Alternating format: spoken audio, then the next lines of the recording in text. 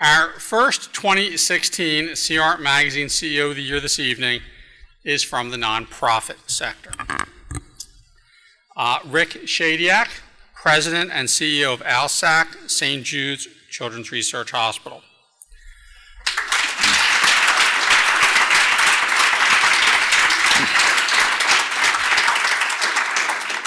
We have a brief video to play from St. Jude's, but first let me make a few comments. Rick Shadyac was literally born into this job. While St. Jude's is one of the most recognized brands in the healthcare and philanthropic sectors, it is only a bit more than 60 years old. A lot of people don't know that. Okay, so you may know some of the story. The late great entertainer Danny Thomas, a Lebanese American, went out looking for early supporters and networked through his ethnic community to Rick Shadyac's father, Richard Shadyac Sr. As an early supporter of the hospital and a board member, the elder Mr. Shadyac became CEO of ALSAC, the fundraising arm of St. Jude's, stepped down in 2005 and was succeeded by a new CEO. During the tenure of the new CEO, Rick Shadyac, who was then a partner in a very large Washington, D.C. law firm, prominent law firm, was elected the chairman of the board. Okay. In 2009, when that CEO, who was between him and his father, stepped down, Rick stepped up and assumed the role of CEO, packing up his family, moving to Tennessee, and leaving his lucrative legal career behind to become a leader of the organization that he told me has been a passion and a defining highlight for his father, himself, and his entire family. After the video, we'll have some remarks and a presentation from a special guest who shares his passion and has known him for all of her life and been in a unique position to observe his behavior. I'd like to welcome Corey Shadyac to the stage, his daughter, and the regional director of ALSAC St. Jude's Research Hospital in Seattle. We're going to play the video, and after that, Corey will say a few words.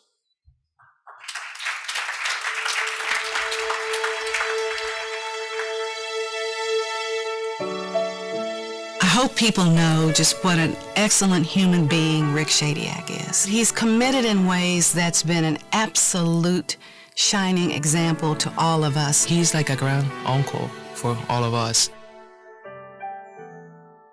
Just being around him, you don't even really have to talk to him. He just makes you feel better.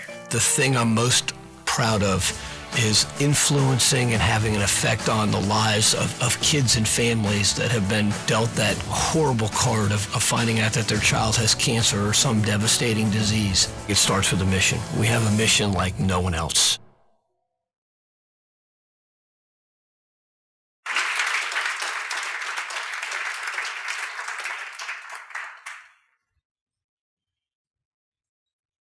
Good evening. I feel blessed to call one man my mentor, my fiercest debate partner, and my role model, my dad. Tonight, as Mr. Clark said, CR Magazine honors leaders who make corporate responsibility a choice, priority, and culture. And I'm thrilled that you have the opportunity to see and celebrate what I see every day in my dad. My dad was a distinguished and formidable attorney in Washington, D.C., but it was not until he made the choice to deepen his commitment to ALSAC, the fundraising organization that supports St. Jude Children's Research Hospital, that he found his true calling. My dad and I share a favorite author, Khalil Gibran, who once said that work is love made visible. For my dad, his work at ALSAC is really about love. Love for the incredible kids at St. Jude who remind him that each day is precious and should be filled with joy. Love for his ALSAC team who make his vision for St. Jude and the city of Memphis come to life every day. And love for the American people who have embraced Danny Thomas's dream that one day no child will die in the dawn of life. My father's love for his work is rooted in the mission of St. Jude and has extended to the hospital's local community of Memphis, Tennessee. Through his choice to take the leap of faith to lead ALSAC, he has inspired more than 1,300 employees to embrace his example of servant leadership in their local communities. At ALSAC's 2014 national training meeting, my father appealed to the ALSAC team to do more to make their communities a better place for people to live and work, instilling social responsibility as an organizational priority. Empowered by my dad's vision and leadership, ALSAC employees in Memphis and across the country started tutoring students, holding drives for local food pantries, staffing homeless shelters, serving on nonprofit boards, and cleaning up neighborhoods. Last year, ALSAC employees performed more than 22,000 hours of community service through more than 300 activities benefiting 100 organizations. Additionally, community service became a key component of ALSAC's national training meeting. Last year, ALSAC employees assembled 1,000 toiletry bags to help the homeless at Memphis Union Mission, stuffed 1,000 backpacks of school supplies for students in need at 2 local high schools, and saved public school teachers 300 hours in labor by creating packets of flashcards for use in daily instruction. Despite his rigorous year-round travel schedule that you heard about, no job is too small for my dad. Always thinking of others, you will find him picking up trash on the St. Jude campus after the walk-run to end childhood cancer, playing bingo with patient families at St. Jude housing facilities, or distributing homemade meals to homeless Memphians. The ALSAC culture of social responsibility really is an extension of my father's upbringing, during which my grandparents instilled a strong sense of community and family. I grew up thinking everyone was related to the Shadyacs. Everyone was introduced as my aunt, uncle, or cousin, despite my dad only having one biological brother. So as my family has grown to include many honorary Shadyacs, including St. Jude patients, ALSAC employees, and Memphians, my father stands as the patriarch and leader. He built on the legacy of my grandfather, who also served as the CEO of ALSAC, nurturing an ALSAC family that cares for one another and cares for its community. 2 months ago, I joined the ALSAC family, and I am so honored to be part of the same organization that my dad has dedicated his life to grow. As the 3rd generation Shadyac to serve the kids of St. Jude Children's Research Hospital, I am proud to build on the incredible legacy of my grandfather and father and seek to follow in their example of servant leadership. I feel privileged to share my father with the kids of St. Jude, with their families, with the ALSAC team, with the city of Memphis, and now with you all tonight. So here's to my dad, Rick Shadyac.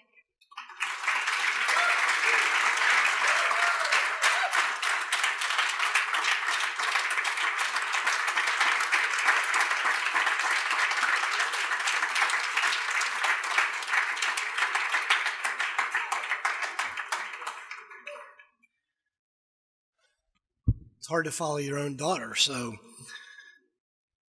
Corey, I want to thank you for that incredibly kind introduction. And I'm joined here by my wife of 34 years, and Ann, and my son Tim, and many of my ALSAC colleagues, along with the chairman of our board at ALSAC. And, you know, I want to thank CR Magazine for this award. I'm deeply humbled to accept this on behalf of the 1,300 members of my ALSAC team. And, you know, I want to congratulate all the other honorees here tonight. I really am truly humbled. You know, Corey told you, I was fortunate to be able to grow up around the St. Jude mission. And I heard many, many stories from my father and from my mother. And you know, I'm most proud to see the way our mission has progressed through time. And you know, right now, St. Jude Children's Research Hospital leads the way the world understands, treats, and defeats childhood cancer. It's the place where doctors from all across the world, but in particular the United States, send some of their most difficult cases because we have the highest survival rates for some of the most challenging diseases.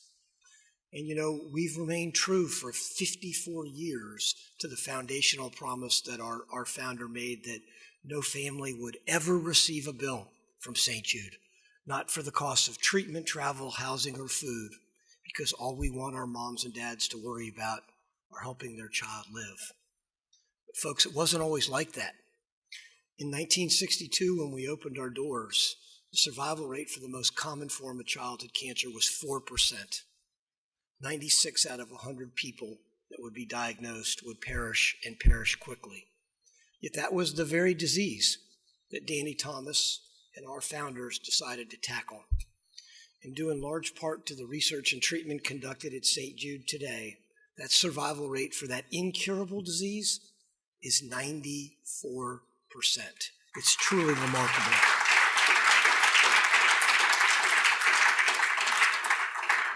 You know, I was deeply inspired by my father and my mother. And you know, I'm going to just share one or two quick stories with you. My dad didn't know Danny Thomas. My dad was a Department of Justice lawyer in Washington, D.C. when he was approached by Danny Thomas for one simple reason, because he shared the same heritage. We're proudly Lebanese Americans. Danny Thomas was Lebanese, a Lebanese American. My dad was asked to show up in a bowling alley in Washington, D.C. and to bring a couple of friends that shared his heritage. And Danny pitched this crazy idea in the 50s that they were going to build a children's hospital to treat catastrophically ill kids. They were going to treat them without regard to race, creed, religion, or ability to pay. And they were going to put this hospital in Memphis, Tennessee, a segregated city. And my father, who had no connection to Memphis, Tennessee, really just asked one question. He said, "Sir, why are we going to do this?" And Mr. Thomas looked at him and said, "Dick, we're going to do this for two reasons. To say thank you to God and to the United States of America for giving our parents, my grandparents, the opportunity to come to this country and to make a living."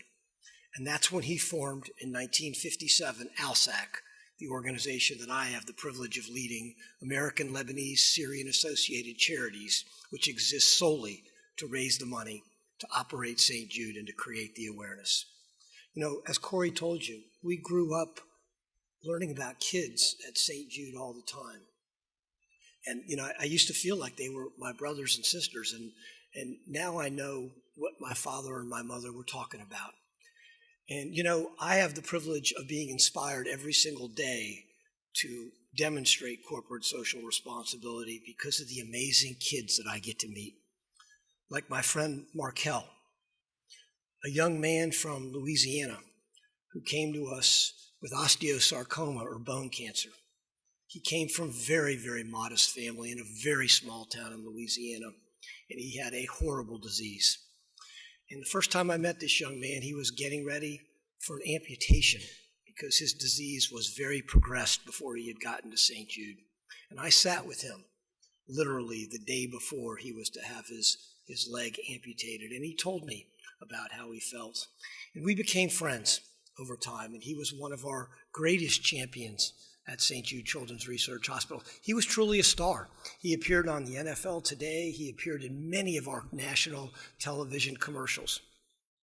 It was just a few months ago when I was leaving work late one evening, and it struck me that I should go visit him because he was really, really struggling.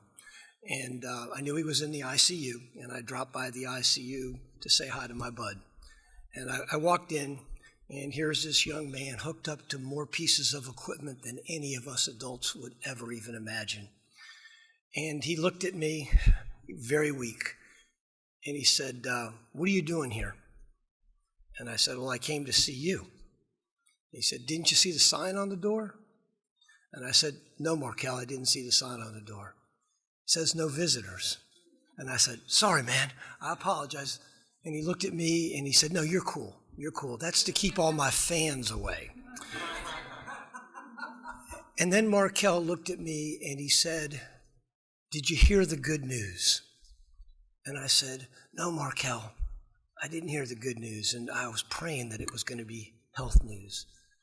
And he looked over at his mother and he said, "Mom, tell Richard," he called me Richard, "the good news." And Markel's mother said, "No, Markel, you tell Mr. Shadyac the good news." And Markel looked at me and he said, "I graduated from high school. I graduated from high school."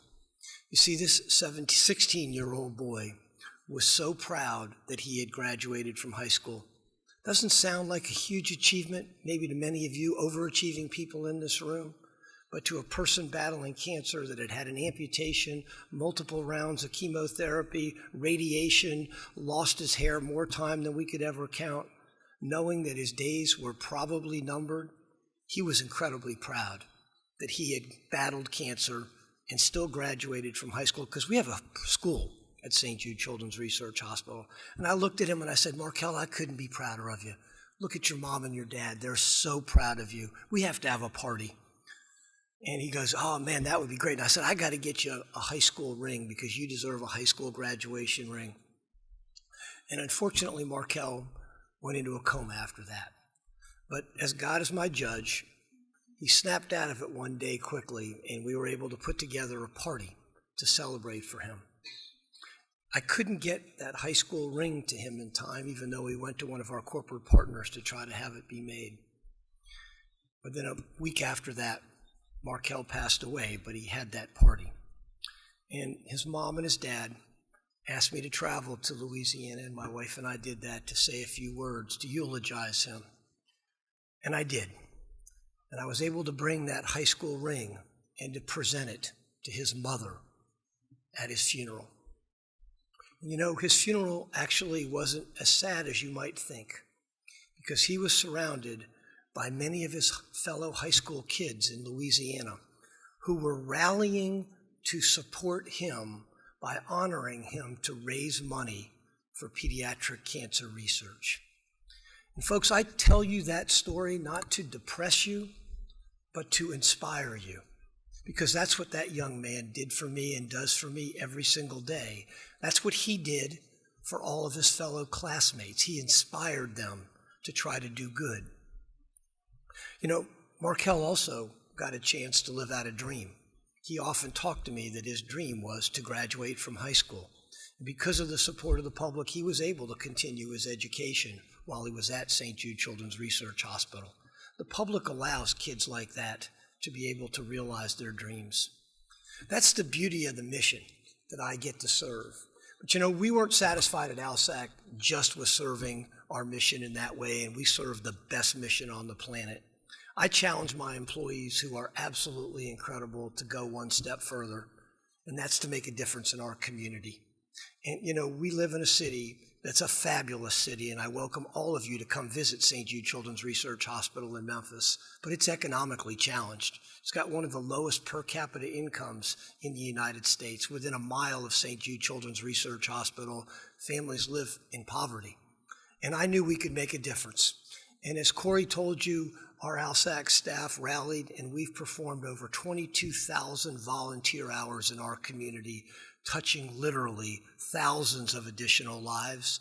And I'm so proud of my team for embracing that on top of all of the long hours that they pull. And I am deeply humbled, truly, to be able to accept this award in front of all of you that have committed your whole professional lives to serving others. I want to just end by saying this. You know, I don't share the notion that the world is going to fall off a cliff, or that the world is full of malaise and things are bad. I see nothing but amazing things, great things in people and in my fellow Americans, 9 million of which embrace the St. Jude mission every single day by either donating to our mission or volunteering to our cause, so that we're able to provide the best health care on the planet to these kids that are stricken with still the leading cause of death by disease in U.S. kids today.